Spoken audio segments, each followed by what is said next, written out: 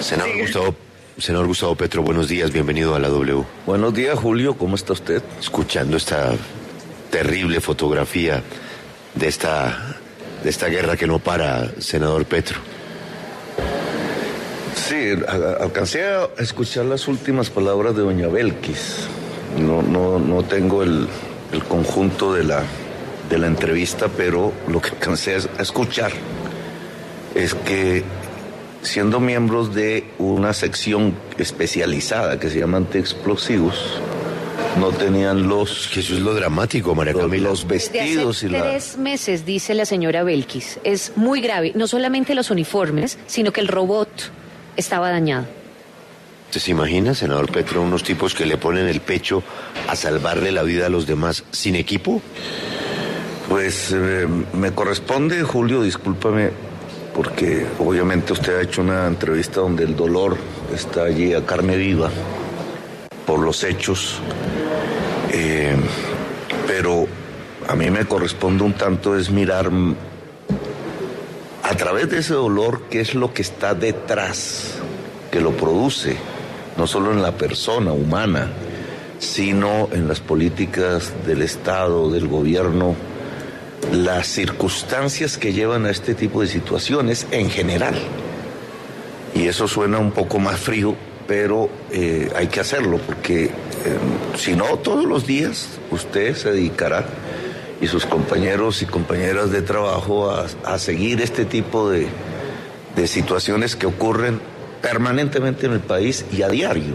Ayer, 3 jóvenes asesinados en un municipio del Valle, los 2 policías que mueren sin tener capacidad de defensa, ante un hecho que se puede denominar aquí con exactitud de terrorista, y mañana y pasado y sigue, y lo que vamos es contando en una fría estadística una serie de circunstancias que convierten al país en uno de los países más violentos del mundo. A la dirigencia política, económica, social, mediática, porque así hay que llamarlo ahora también, le corresponde cambiar. Esa es mi opinión, cambiar. A la sociedad misma le corresponde, en lugar de muchas veces aplaudir la muerte que ha acontecido en las últimas décadas, es buscar la forma como se pueda construir en Colombia un país de vida, no un país de muerte. Senador,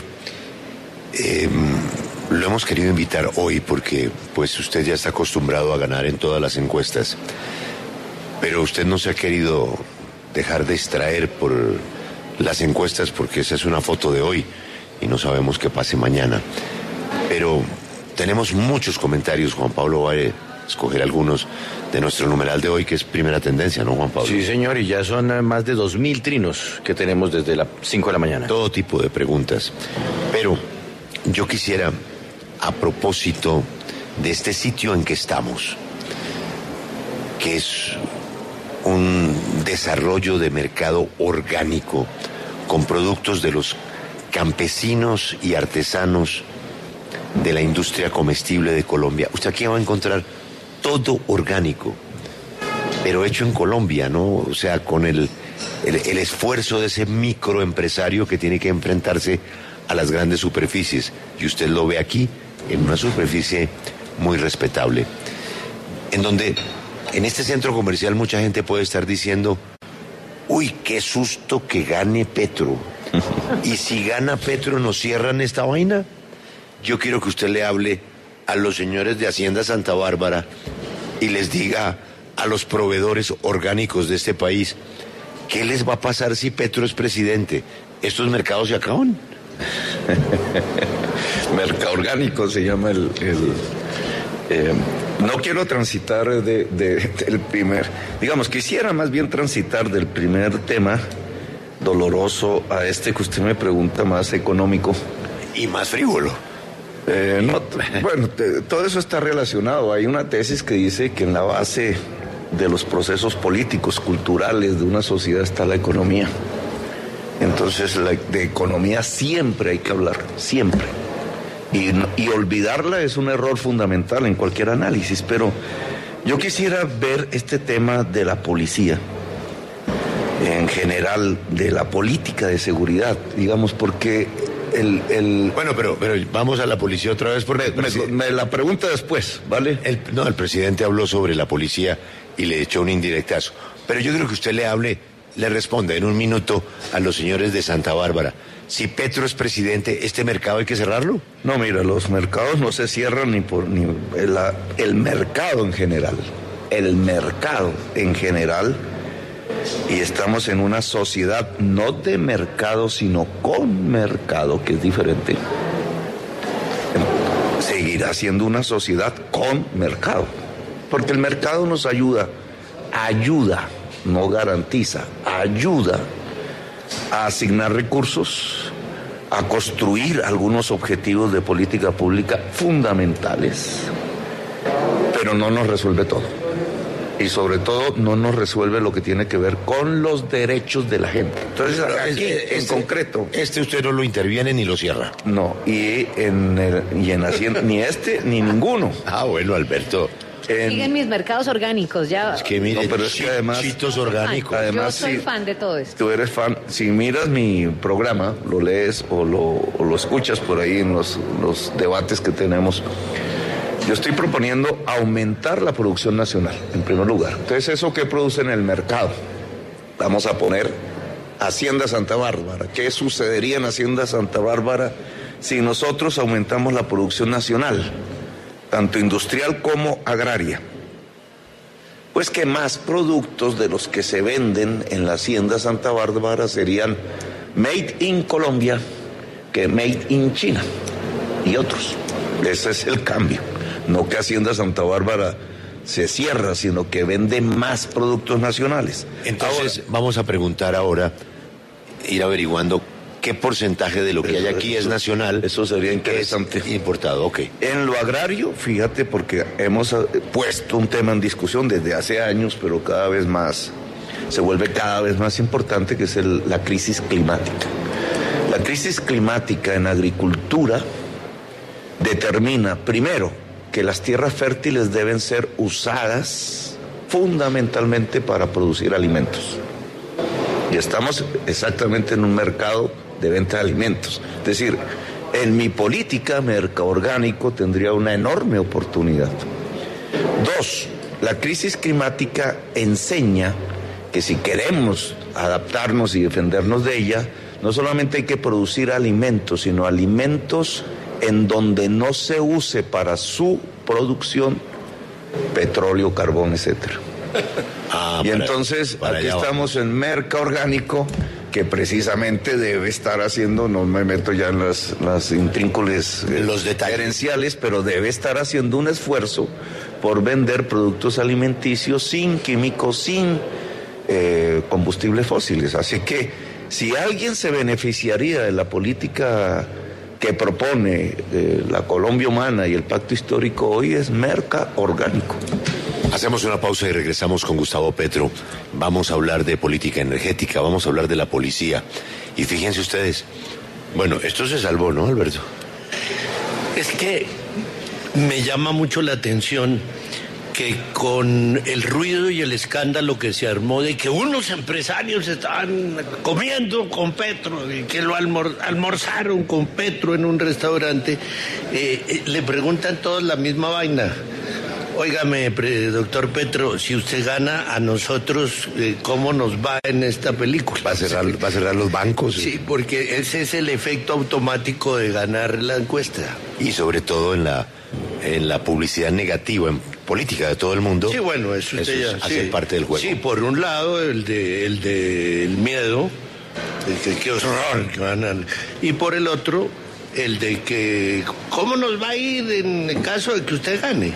Hacemos una pausa y regresamos con el reporte coronel, que tiene que ver con el senador Gustavo Petro, el candidato de la Colombia Humana y el candidato del Pacto Histórico, que según todas las encuestas sigue muy, pero muy fuerte.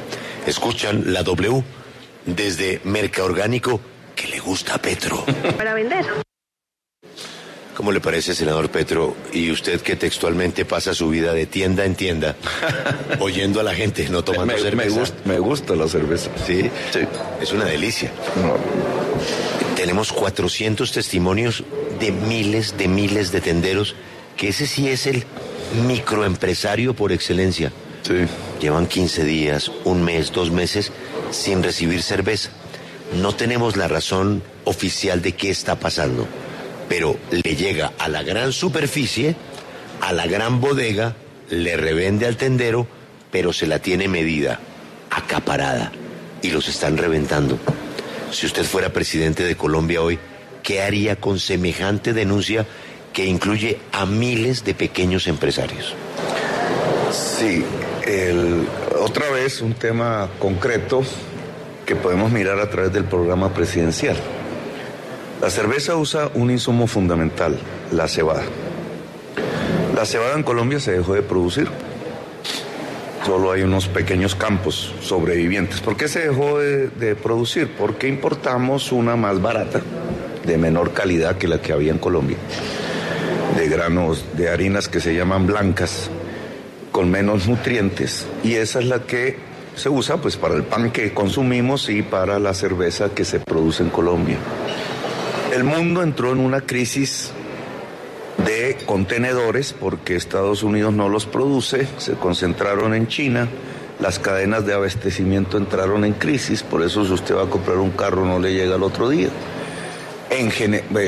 Usted puede ir a Miami y pedir una Coca-Cola y no la encuentra en Miami. ¿Y eso qué significa? Por la crisis mundial, producto de todas las políticas anti-COVID, etcétera, hay un problema de abastecimiento. Y entonces la cebada no entra, como no entran los tapabocas quirúrgicos a Francia, como las vacunas no están llegando a todo el mundo, etcétera. Y significa que los países están tratando de retomar sus producciones nacionales. En eso está Estados Unidos, en eso está Francia, en eso está el mundo, en eso está China. Colombia no. Y nosotros tenemos que ponernos a la altura de las circunstancias mundiales, no desconocerlas. Eso significa que Colombia debe producir más, volvemos al primer punto. Y guarecer una serie de ramas productivas del país, sobre todo las que más trabajo pueden desencadenar en Colombia de una competencia internacional que muchas veces está subsidiada, es dumping, etcétera, y que está acabando la agricultura y la industria nacional. La cebada es un producto que se podría producir en Colombia con altos ingredientes nutritivos, así fuese más cara que la de bajos ingredientes nutritivos que se importa. Nosotros hemos propuesto elevar aranceles hasta un 50% en 4 ramas productivas. La rama de producción de alimentos, y la cebada está aquí dentro. La rama de industrialización de los alimentos o agroindustria alimentaria. La rama de las confecciones textiles y la rama del cuero y sus productos diseñados. Estas 4 tienen millones de puestos de trabajo. Han perdido casi 2 millones de puestos de trabajo desde que se iniciaron estas políticas tontas de exponer estas ramas a una competencia que ya viene tramposa en el mundo. Y podrían generar, si las protegemos, por lo menos 2 millones de puestos de trabajo hacia adelante en el corto plazo. Así que este tema de la cebada, de la cerveza, si no hay especulación, porque este es otro tema que va junto al problema de los problemas de abastecimiento del mundo. Pero perdóneme ahí una pregunta. O sea, ¿se justifica producir en Colombia en contra de una importación que cueste menos para el consumidor? Porque si en lugar de importar subimos aranceles y obligamos a la gente a utilizar el producto colombiano, le va a costar más al consumidor final. Sí. Usted dice que es mejor eso que lo que hay. Sí, porque es que un consumidor es al mismo tiempo un trabajador. El consumidor no puede ser consumidor si no tiene ingreso. Entonces hay que mirar las dos partes de la balanza, no una. Si el consumidor se queda sin dinero, ni para la cerveza tiene, digamos. En cambio, si usted mira consumidor ligado a que es también un trabajador que recibe ingresos, trabajadora que recibe ingresos, entonces tiene que mirar los precios relativos. ¿Cuánto te sube tu ingreso? ¿Cuánto te cuestan los productos que compras? Si tu ingreso sube más que los productos que compras, cada vez eres más rico. Si es al revés, cada vez eres más pobre, que es lo que le está pasando hoy a la mayoría del pueblo colombiano. Entonces, aquí hay un balance que hacer. ¿Cómo haces para hacer crecer los ingresos de la gente en general? Tienes que aumentar primero la producción nacional, porque si no, ¿dónde vienen los ingresos? Y en segundo lugar, su productividad, que es lo que hace crecer los ingresos. Si eso va así y crece más que los productos que tú compras, eres cada vez más rico. Pero, senador, hay un problema, y es que hablar o pensar en sustitución de importaciones, eso no es una cosa que se pueda pensar de un día para otro.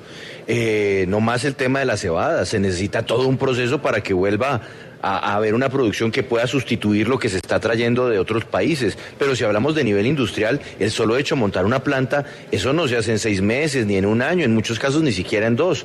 No se está aquí ilusionando y generando tal vez una especie de escenario en el cual se le vende a los colombianos un sueño o una ilusión que en realidad no va a ser inmediato y que todo lo contrario puede convertirse más bien en una frustración al darse cuenta que si usted llega al poder eso no ocurre de un día para otro.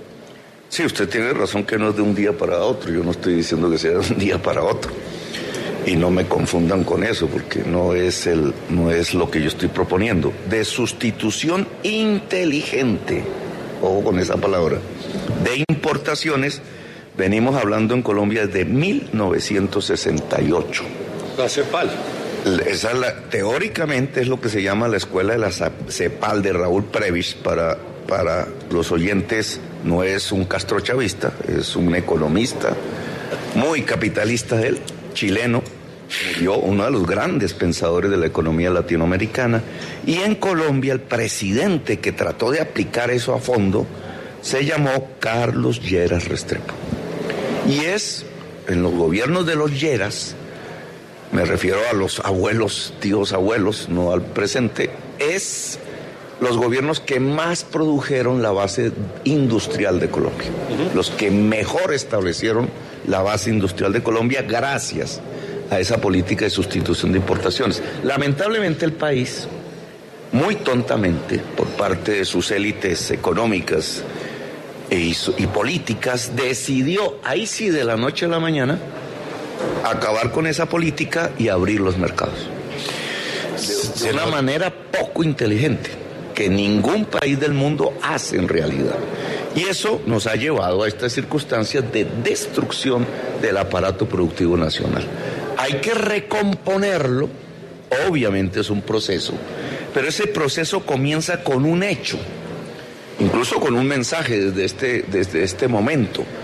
Vamos a subir los aranceles a esas 4 ramas intensivas en trabajo en Colombia para impedir que las importaciones las destruyan. Y entonces los agentes privados que deciden sus inversiones, incluido una pequeña familia, no estoy hablando de millones de personas, pueden empezar a pensar en invertir en estas ramas de producción. Es decir, vamos a crecer en producción de alimentos, en agroindustria alimentaria, en textiles y confecciones, manufactura industrial, y en cueros y confecciones en una primera fase de la sustitución de importaciones. Sí. Senador Petro, permítame... Julio, pero un minuto, una cosa rápida antes de terminar. Si nosotros subimos aranceles, a nosotros también nos suben los aranceles. O sea, eso es... ¿A nosotros quiénes? pues los países de donde lleguemos a importar lo que sea necesario importar, porque no es que uno pueda subir aranceles de una cosa sin que le contesten del otro lado. Pero no es que nos suban, es que ya lo subieron. Le voy a poner un ejemplo: Bangladesh, la India, China, Vietnam, que son hoy potencias en la industria textil. Allá hacen casi todo lo que nos ponemos. Claro. Incluso si nos miramos, cada cual, ya ahí hay un gran componente. Estos países tienen de arancel para la importación de lo que ellos producen, textiles, 50%. China, Vietnam, Bangladesh, la India. Sí. Y tienen costos de energía eléctrica muy inferiores a los nuestros, que tenemos una de las energías más altas, y tienen costos financieros muy inferiores a los que tiene Colombia, y que tiene la tasa de interés colombiana es alta comparativamente por una realidad del sistema financiero colombiano que más adelante quizás discutamos. Eso hace que ellos protegen y produzcan más barato que Colombia. Y entonces estamos en el peor de los mundos. Entremos nosotros a proteger y bajemos costos de energía eléctrica, bajemos costos financieros y otros costos que incrementarían la productividad del país, y podemos tener un futuro en ese tipo de ramas manufactureras y agrarias. Y ahí hablaremos del sol y del aire de La Guajira. En segundos en la W, porque llegó el reporte Coronel.